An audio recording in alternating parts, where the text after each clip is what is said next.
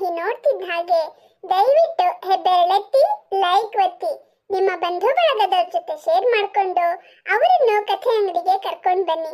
ಹಾಗೆ ಯಾರೆಲ್ಲ ಮೊದಲನೇ ಸಲ ಕಥೆ ಅಂಗಡಿಗೆ ಭೇಟಿ ಕೊಡ್ತಾ ಇದ್ದೀರೋ ದಯವಿಟ್ಟು ಸಬ್ಸ್ಕ್ರೈಬ್ ಮಾಡಿಕೊಂಡು ವಿಡಿಯೋ ನೋಡಿ. ನಿಮ್ಮ ಅನಿಸಿಕೆ ಅಭಿಪ್ರಾಯಗಳನ್ನ ದಯವಿಟ್ಟು ಕಮೆಂಟ್ಸಲ್ಲಿ ತಿಳಿಸಿ. ಮುಂದೇನಾಗತ್ತೆ ಅಂತ ನೋಡೋಣ ಬನ್ನಿ. ಏನಾಯ್ತು ಸಾಧನಾ? ಟೆನ್ಷನ್ನಿಂದ ಆ ಕಡೆ ಈ ಕಡೆ ಓಡಾಡ್ತಾ ಇದೆಯಾ? ಅಂತ ಟೆನ್ಷನಿಗೆ ನಿಂಗೆ ಅಂತ?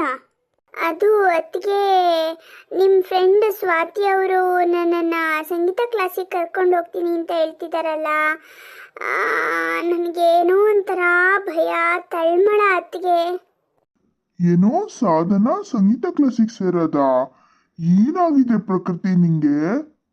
ರೀ, ನನಗೆ ಇವಳು ಸಂಗೀತ ಕ್ಲಾಸಿಗೆ ಸೇರೋದೇನು ಇಷ್ಟ ಇರಲಿಲ್ಲ. ಆದರೆ ನಾನು ಏನು ಮಾಡಲಿ, ನನ್ನ ಫ್ರೆಂಡ್ ಸ್ವಾತಿ ಇದ್ದಾಳಲ್ಲ, ಅದೇ ನನ್ನ ಕಾಲೇಜ್ ಫ್ರೆಂಡು, ಅವಳು ನಿನ್ನೆ ಬಂದಿದ್ಲು ಕಣ್ರಿ. ಇವಳು ಹಿತ್ತಲಲ್ಲಿ ಹಾಡ್ತಾ ಇರೋದನ್ನು ಕೇಳಿಸ್ಕೊಂಡು ಇವಳನ್ನು ಸಂಗೀತ ಕ್ಲಾಸಿಗೆ ಸೇರಿಸು ಅಂತ ಅಂದ್ಲು. ಹಾಗಾಗಿ ನಾನು ಒಪ್ಕೊಂಡೆ. ಅಯ್ಯೋ ಅತ್ತಿಗೆ, ನಿನ್ನೆ ಅವ್ರ ಎದುರಿಗೆ ನಾನು ಸೇರ್ಕೊಂಡ್ರು ಇವಳು ಸೇರ್ಕೋತಾ ಇಲ್ಲ ಅಂತೆಲ್ಲ ಹೇಳಿದ್ರಲ್ಲ, ಇವಾಗ ಈ ಥರ ಹೇಳ್ತಿದ್ದೀರಾ? ಅಲ್ಲ ಕಣೆ ಸಾಧನಾ, ನನ್ನ ಫ್ರೆಂಡು ನನಗಿಂತ ನಾದ್ನಿ ಇದ್ದಿದ್ದರೆ ದೊಡ್ಡ ಗಾಯಕಿ ಮಾಡ್ತಿದ್ದೆ ಅಂತೆಲ್ಲ ಹೇಳೋವಾಗ ನಾನು ಸುಮ್ಮನೆ ಕೂರೋದಕ್ಕಾಗತ್ತಾ? ಅದಕ್ಕೆ ನಾನು ಈ ಥರ ಎಲ್ಲ ಹೇಳಬೇಕಾಯ್ತಪ್ಪ. ಅದನ್ನೇ ನೀನು ನಂಬ್ಕೊಳ್ಳೋದಾ? ಅಂದರೆ ಅತ್ತಿಗೆ, ನನ್ನನ್ನು ಬಲಿಕ ವಕ್ರ ಮಾಡ್ತಿದ್ದೀರಾ? ಹಾಗೇನು ಇಲ್ಲ ಸಾಧನಾ, ಅವಳು ಹೇಳಿದ್ಲಲ್ಲ, ಅದಕ್ಕೆ ಅವಳೆದುರಿಗೆ ನನ್ನ ಗ್ರೇಡ್ ಕಡಿಮೆ ಆಗಬಾರ್ದು ಅಂತ ಇವಳನ್ನು ಸಂಗೀತ ಕ್ಲಾಸಿಗೆ ಸೇರ್ಕೊ ಅಂದರು. ಅವಳು ಸೇರ್ಕೋತಾ ಇಲ್ಲ ಅಂತೆಲ್ಲ ಹೇಳಿದೆ ಅಷ್ಟೇ. ಸೇರೋದು ಬಿಡೋದು ನಿನ್ನಿಷ್ಟ ಅಪ್ಪ. ನೋಡ್ ಪ್ರಕೃತಿ, ಸಂಗೀತ ಕ್ಲಾಸು ಅಂದ್ರೆ ಫೀಸ್ ಎಲ್ಲ ಕೊಡ್ಬೇಕಾಗತ್ತೆ. ತಿಂಗಳು ಕೊಡೋ ಅಷ್ಟು ಹಣ ನನ್ನ ಹತ್ರ ಇಲ್ಲ. ನಾನು ಒಂದು ಸೈಟ್ ತಗೋಬೇಕು ಅಂತ ದುಡ್ಡು ಒಟ್ಟಾಗ್ತಾ ಇದ್ದೀನಿ. ನನ್ನ ಕೈಲಿ ಎಕ್ಸ್ಟ್ರಾ ದುಡ್ಡು ಖರ್ಚು ಮಾಡೋದಕ್ಕೆ ಸಾಧ್ಯನೇ ಇಲ್ಲ. ನೀನುಂಟು, ನಿನ್ನಾದ್ನಿ ಉಂಟು, ನನ್ನನ್ನು ಮಾತ್ರ ಎಳಿಬೇಡ, ಗೊತ್ತಾಯ್ತಾ? ಈಗ ನಿಮ್ಮ ಹತ್ರ ದುಡ್ಡು ಕೇಳಿದವ್ರು ಯಾರು? ನಾನು ಕೊಡ್ತೀನಿ. ನೀವು ಅದೇನು ಹೇಳ್ತಿದ್ದೀರೋ ನಂಗೊಂದೂ ಅರ್ಥ ಆಗ್ತಿಲ್ಲ ಅತ್ತಿಗೆ. ಒಂದು ಕಡೆ ಸಂಗೀತ ಕ್ಲಾಸಿಗೆ ಸೇರ್ಕೊಂಡ್ರು ಅವಳು ಸೇರ್ಕೊಳ್ಳಲ್ಲ ಅಂತ ಫ್ರೆಂಡ್ ಹತ್ರ ಹೇಳ್ತೀರಾ, ಅಣ್ಣನ ಹತ್ರ ತಿಂಗಳು ಫೀಸು ನಾನು ಕಟ್ತೀನಿ ಅಂತ ಹೇಳ್ತೀರಾ, ನನ್ನ ಹತ್ರ ನಿನ್ನಿಷ್ಟ ಇದ್ದರೆ ಸೇರ್ಕೋ, ಇಲ್ಲ ಅಂದರೆ ಬಿಡು ಅಂತೀರಾ. ಏನತ್ತಿಗೆ ಇದು? ನೋಡು ಸಾಧನಾ, ನನಗೆ ಮನೆ ಕೆಲಸ ಅಂದರೆ ಆಗೋದಿಲ್ಲ, ಅದು ನಿನಗೆ ಗೊತ್ತಿದೆ ತಾನೆ. ಹಾಗಾಗಿ ನಿನ್ನನ್ನು ಸಾಮಾನು ತರೋದಕ್ಕೆ, ತರಕಾರಿ ತರೋದಕ್ಕೆ ಅಂತೆಲ್ಲ ರೆಡಿ ಮಾಡಿದೆ. ನೀನು ಬಹಳ ಬೇಗ ರೆಡಿ ಆದೆ. ನನಗಷ್ಟು ಸಾಕಿತ್ತು. ನನ್ನ ಫ್ರೆಂಡ್ ಬಂದು ನಿನ್ನನ್ನು ದೊಡ್ಡ ಸಿಂಗರ್ ಮಾಡ್ತೀನಿ ಹಾಗೆ ಹೀಗೆ ಅಂದಾಗ ನಾನು ಈ ಮನೆಯೊಳಗೆ ಬಿಟ್ಕೊಡೋಕ್ಕಾಗತ್ತಾ?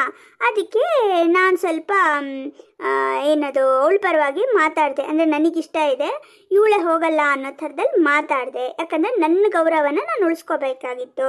ಹಾಗೆ ಈಗ ನಿಮ್ಮಣ್ಣ ದುಡ್ಡಿನ ವಿಷಯ ಹೇಳ್ತಾ ಇದ್ದಾರೆ ಅಲ್ಲ, ಅವ್ರು ಹೇಳೋದು ಏನು ತಪ್ಪಲ್ಲ. ಸೈಟ್ ತಗೋಬೇಕು ಅನ್ನೋ ಆಸೆ ನನಗೂ ಇದೆ. ಹಾಗಾಗಿ ಒಬ್ಬರ ಮೇಲೆ ಭಾರ ಬೇಡ ಅಂಥೇಳಿ ನಾನು ಮನೆ ಖರ್ಚನ್ನು ನೋಡ್ಕೋತೀನಿ ಅಂತ ಹೇಳಿದ್ದೀನಿ. ಹಾಗಾಗಿ ನಾನು ಕೊಡ್ತೀನಿ ಅಂತ ಒಪ್ಕೊಂಡಿದ್ದೀನಿ. ಇನ್ನು ನಿನ್ನಿಷ್ಟ, ಸಂಗೀತ ಕ್ಲಾಸಿಗೆ ಹೋಗ್ತೀಯಾದರೆ ಹೋಗು, ಇಲ್ಲ ಅಂದರೆ ಬಿಡು. ನೀವುಗಳದೇನು ಬೇಕಾದರೂ ಚರ್ಚೆ ಮಾಡ್ಕೊಳ್ಳಿ. ನಾನಿವತ್ತು ನನ್ನ ಫ್ರೆಂಡ್ ಜೊತೆಗೆ ಫಿಲಮ್ ನೋಡಕ್ಕೆ ಹೋಗ್ತಾ ಇದ್ದೀನಿ. ಓ, ನೀವು ನಿಮ್ಮ ಫ್ರೆಂಡ್ ಜೊತೆಗೆ ಹೊರಗೆ ಹೋಗ್ತಿದ್ದೀರಾ? ನಾನು ಅಷ್ಟೇ, ನನ್ನ ಫ್ರೆಂಡ್ ಜೊತೆಗೆ ಹೊರಗೆ ಹೋಗ್ತಾ ಇದ್ದೀನಿ. ಸರಿ, ಬಾಯ್. ರೆಡಿನಾ? ನಮ್ಮ ಹುಡುಗಿ ರೆಡಿ ಕಣೆ, ಕರ್ಕೊಂಡು ಹೋಗು. ಹೊರಡೋಣ ಸಾಧನಾ? ಸ್ವಾತಿಯವರೇ, ಅದೇನಂದರೆ ನನಗೆ ಸಂಗೀತ ಕ್ಲಾಸಿಗೆ ಹೋಗೋಕ್ಕೆ ಮನಸ್ಸಿಲ್ಲ. ಮುಂದೆ ಮನೇಲಿ ಸಮಸ್ಯೆ ಆಗುತ್ತೇನೋ ಅಂತ ಭಯ. ಏನು, ನೀವು ಸಂಗೀತ ಕ್ಲಾಸಿಗೆ ಹೋದರೆ ಮನೇಲಿ ಸಮಸ್ಯೆ ಆಗತ್ತಾ? ಏನು ಸಮಸ್ಯೆ ಆಗತ್ತೆ? ಅಡುಗೆ ಎಲ್ಲ ಮಾಡಿಟ್ಟೆ ಹೋಗೋದು ತಾನೆ? ಹಾಂ, ಅದೇನೋ ನಿಜ ಸ್ವಾತಿಯವರೇ. ಆದರೆ ನನಗೆ ಫೀಸು ಎಲ್ಲ ಅಂದರೆ ಕಷ್ಟ ಅಲ್ಲ ಅಂತ. ಅದಕ್ಕೆ ನೀವು ಯಾಕೆ ಚಿಂತೆ ಮಾಡಬೇಕು? ನಿಮ್ಮ ಅತ್ತಿಗೆ ಇದ್ದಾರಲ್ಲ. ಏನೇ ಪ್ರಕೃತಿ, ತಿಂಗಳು ಫೀಸ್ ಕೊಡಲ್ವಾ ನೀನು? ನಾನು ಯಾಕೆ ಫೀಸ್ ಕೊಡಲ್ಲ ಅಂತೀನಿ? ಇವಳು ಸಂಗೀತ ಕಲಿಯೋದು ಹೆಚ್ಚೋ, ನಾನು ಫೀಸ್ ಕೊಡೋದು ಹೆಚ್ಚೋ? ಅಲ್ಲ ಅತ್ತಿಗೆ, ಆ, ನೀವು ಫೀಸ್ ಕೊಡೋದಂದ್ರೆ ನಿಮಗೂ ತೊಂದರೆ ಆಗತ್ತಲ್ವಾ? ಇಷ್ಟು ಹೊತ್ತು ಫೀಸ್ ಕೊಡೋಕ್ಕಾಗದೇ ಇರೋಷ್ಟು ಕಷ್ಟ ನನಗೇನು ಇಲ್ಲ ಸಾಧನ. ನನಗೆ ಕೈ ತುಂಬ ಸಂಬಳ ಬರುತ್ತೆ. ನಿನ್ನ ಫೀಸನ್ನು ನಾನೇ ಕೊಡ್ತೀನಿ. ನೀನು ಶ್ರದ್ಧೆಯಿಂದ ಸಂಗೀತ ಕಲಿ. ಮುಂದೆ ಮಹಾನ್ ಗಾಯಕಿ ಆದಮೇಲೆ ಇದಕ್ಕೆಲ್ಲ ಕಾರಣ ನಮ್ಮ ಅತ್ತಿಗೆ ಅಂತ ಒಂದು ಮಾತು ಹೇಳಿದ್ರೆ ಈ ಜೀವಕ್ಕೆ ಅಷ್ಟೇ ಸಾಕು ಕಣೆ. ಅಷ್ಟಕ್ಕೆ ಖುಷಿಯಾಗ್ಬಿಡ್ತೀನಿ ನಾನು ಭೂಮಿಗೆ ಬಂದಿದ್ದಕ್ಕೂ ಸಾರ್ಥಕ ಅಂತ ಅನ್ಕೋತೀನಿ. ಅತ್ತಿಗೆ, ಅದು ಅವಳು ಅಷ್ಟೆಲ್ಲ ಪ್ರೋತ್ಸಾಹ ಕೊಡುವಾಗ ನಿಮಗೆ ಕಲಿಯೋಕ್ಕೆ ಏನು ಕಷ್ಟ ಸಾಧನ? ಅದು ಹಾಗಲ್ಲ ಸ್ವಾತಿಯವ್ರೆ, ನನ್ನಿಂದ ಅತ್ತಿಗೆಗೂ ಅಣ್ಣಂಗೂ ಕಷ್ಟ ಆಗಬಾರ್ದು ಅಂತ ಅಷ್ಟೇ.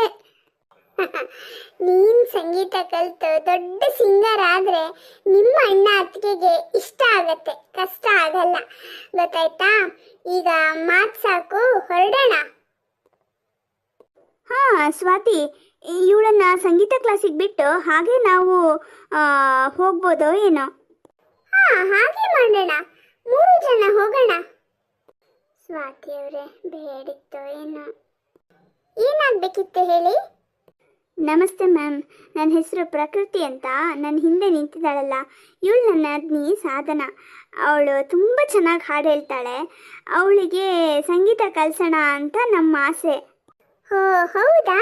ಸರಿ, ಹಾಗಾದ್ರೆ ಒಳಗೆ ಬನ್ನಿ. ಇನ್ನೊಂದ್ಸಲ ಯೋಚನೆ ಮಾಡಿ ಅತ್ತಿಗೆ, ನಾಳೆ ಮತ್ತೇನು ಸಮಸ್ಯೆ ಆಗಬಾರ್ದು. ಅವ್ರು ಏನು ಹೇಳ್ತಿದ್ದಾರೆ? ನಮ್ಮ ಸಾಧನಂಗೆ ಸ್ವಲ್ಪ ಸಂಕೋಚ ಜಾಸ್ತಿ. ಒಳಗೆ ಬರೋಕ್ಕೆ ಹೆದರ್ಕೋತಾ ಇದ್ದಾಳೆ. ಬೇಡ, ವಾಪಸ್ ಹೋಗೋಣ ಅಂತಿದ್ದಾಳೆ. ಹೌದು ಮೇಡಮ್, ತುಂಬ ಸಂಕೋಚ ಸ್ವಭಾವ ನಮ್ಮ ಸಾಧನ ಅವರಿಗೆ. ಆದರೆ ತುಂಬ ಒಳ್ಳೆ ಹಾಡುಗಾತಿ, ತುಂಬ ಚೆನ್ನಾಗಿ ಹಾಡು ಹೇಳ್ತಾರೆ. ನೀವೇ ಅವರನ್ನ ಮುಂದಕ್ಕೆ ತರಬೇಕು. ಯಾರೆಲ್ಲ ಶ್ರದ್ಧೆ ಇಟ್ಟು ಕಲಿತಾರೋ ಅವರಿಗೆಲ್ಲ ಸಂಗೀತ ಸರಸ್ವತಿ ಖಂಡಿತ ಒಲಿತಾಳೆ. ಇದ್ರಲ್ಲಿ ನಂದೇನು ಪಾತ್ರ ಇಲ್ಲ. ನನಗದೇನು ಗೊತ್ತಿದೆಯೋ, ನನಗೆ ಆ ತಾಯಿ ಸರಸ್ವತಿ ಅದೇನು ಪ್ರೇರಣೆ ನೀಡ್ತಾಳೋ ಅದನ್ನು ನನ್ನ ಮಕ್ಕಳಿಗೆ ಹೇಳ್ಕೊಡ್ತೀನಿ ಅಷ್ಟೇ. ಅದನ್ನು ಕಲಿತು ಅಭ್ಯಾಸ ಮಾಡಿ ಮುಂದಕ್ಕೆ ಬರೋದು ಎಲ್ಲ ಅವ್ರಿಗೆ ಬಿಟ್ಟಿದ್ದು. ಹೋಗು, ಮೇಡಮ್ ಹತ್ರ ಮಾತಾಡು ಸಾಧನ. ಅವ್ರ ಅಪ್ಪ ಅಮ್ಮ ಎಲ್ಲೋ ತುಂಬ ಮುದ್ದು ಮಾಡಿ ಬೆಳೆಸಿದಾರೇನೋ, ಅದಕ್ಕೆ ಈ ಸಂಕೋಚದ ಸ್ವಭಾವ. ಪರವಾಗಿಲ್ಲ, ಹೋಗ್ತಾ ಹೋಗ್ತಾ ಎಲ್ಲ ಸರಿ ಹೋಗುತ್ತೆ. ಬಾಮ್ಮ ಒಳಗೆ. ಮುಂದೇನಾಗುತ್ತೆ ಅನ್ನೋದನ್ನ ಮುಂದಿನ ಭಾಗದಲ್ಲಿ ನೋಡೋಣ. ಲೈಕ್, ಶೇರ್, ಸಬ್ಸ್ಕ್ರೈಬ್ ಮಾಡಿ ಸಪೋರ್ಟ್ ಮಾಡೋದನ್ನ ಮರಿಬೇಡಿ. ಹಾಗೆ ದಯವಿಟ್ಟು ನಿಮ್ಮ ಅನಿಸಿಕೆ ಅಭಿಪ್ರಾಯಗಳನ್ನ ಕಮೆಂಟ್ಸಲ್ಲಿ ತಿಳಿಸಿ. ಮುಂದಿನ ಭಾಗದಲ್ಲಿ ಸಿಗೋಣ. ಧನ್ಯವಾದಗಳು.